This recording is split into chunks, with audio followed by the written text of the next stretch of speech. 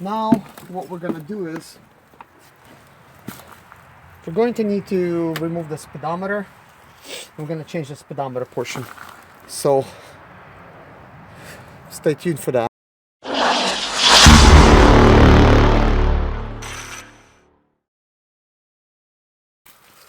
Okay, we're gonna be removing the speedometer casing.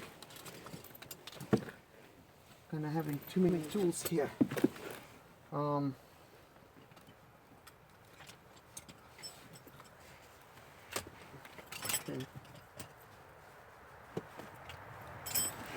All right, we're gonna be removing the speedometer. I'm gonna be using a smaller side screwdriver.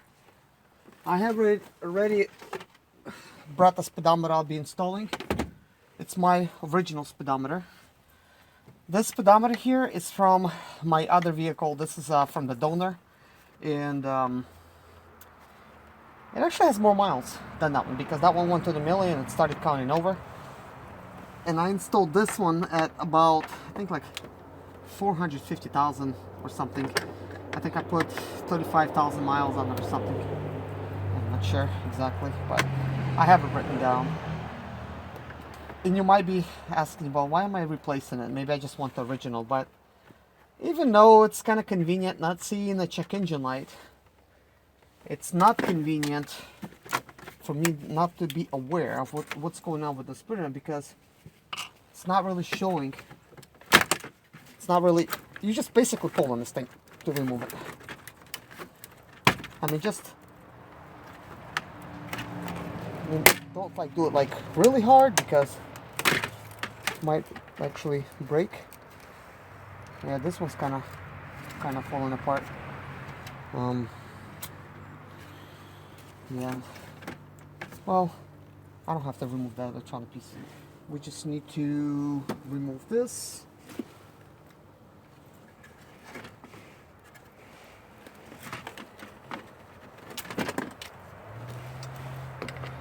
So we have this bolt here.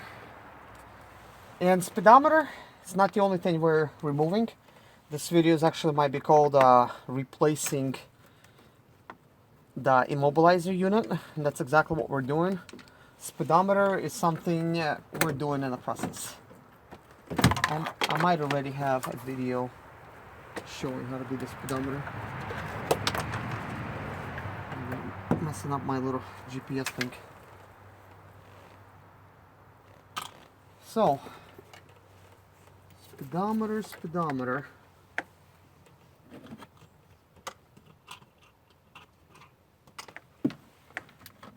It's being held by a couple more bolts.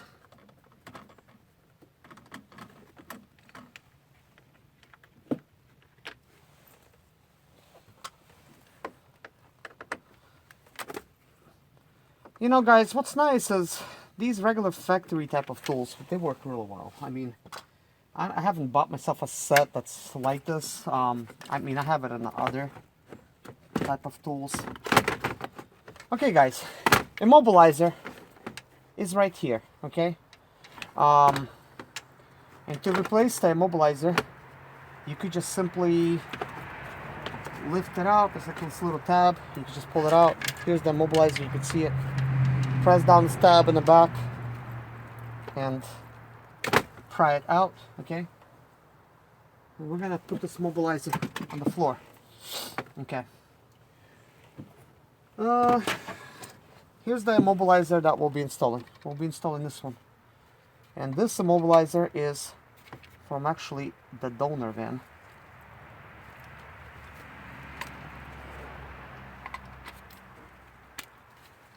Okay, you might be asking why. Well, if you continue this series, we are replacing the ignition switch, and this is from that other vehicle. We're going to be replacing the computer, which is from that other vehicle, and so everything's going to be starting up like it is. But I'm making videos about everything, so you guys will be able to see it. Okay, since I am removing speedometer in this video as well, this is the way you do it. You push these little gray tabs, push them down, press this little white piece down, and then gray tabs like this, and that's going to come out. Press this black one in, and then push the gray one out. So that's out. So stick that on the floor. Here's the other speedometer. So now I'm gonna push that in, put it in like that. Same thing, snap it into place, and then you take the immobilizer, slide it on the bottom of that little thing, and then push this into place like that. That's just how it goes. Stick the speedometer in its little grooves at the bottom, of course. It helps to kind of have a little room to remove all these little dust particles here. But let's see here. Hold on.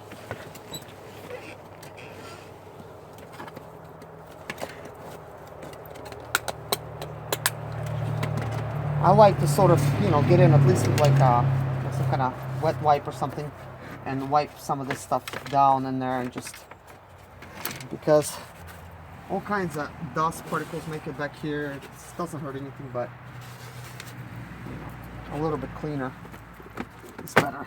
Okay, so we got that in there. Now we're gonna need to basically put the bolts back in, and here we go.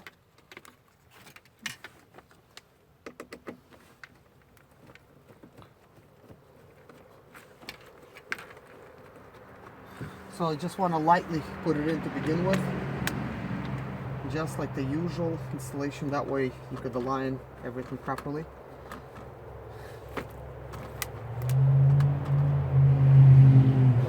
So that's in there. So by having an immobilizer, this will allow the signal to be sent and be recognized from the key that yes, this is the original key. But we do have to replace the computer, because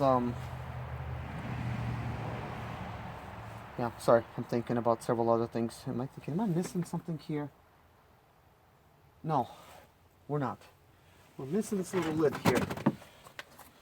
Yeah, since the computer is original for this thing, it should be programmed to that key, so therefore things should work the proper way once we put everything back. And that's kind of what we want. We want the computer to recognize its old key and everything like that. You know, guys, I haven't done this before by actually swapping out the computers like this, like I'm doing with ignition switches. It's just a theory. I really got my fingers crossed. You know, hopefully it will work. You know, I don't see why it wouldn't. Okay, if one of you guys would ask me a question, if it would work, I would actually say yes, it would. So I would be following exactly instructions that I give to others, you know, for what I'm doing.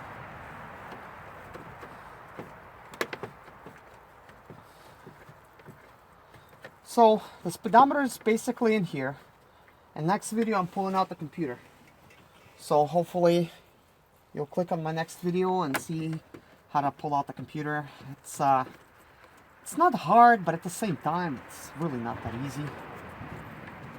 The only thing I really don't know, guys, if the old transmission module should be okay with this whole thing. I don't know if it needs to be reprogrammed, but in case it's not, I do have the transmission module for this one, you know. It's not hard to replace. Yeah. So anyways, guys, thanks for watching this. Let's go to the computer portion.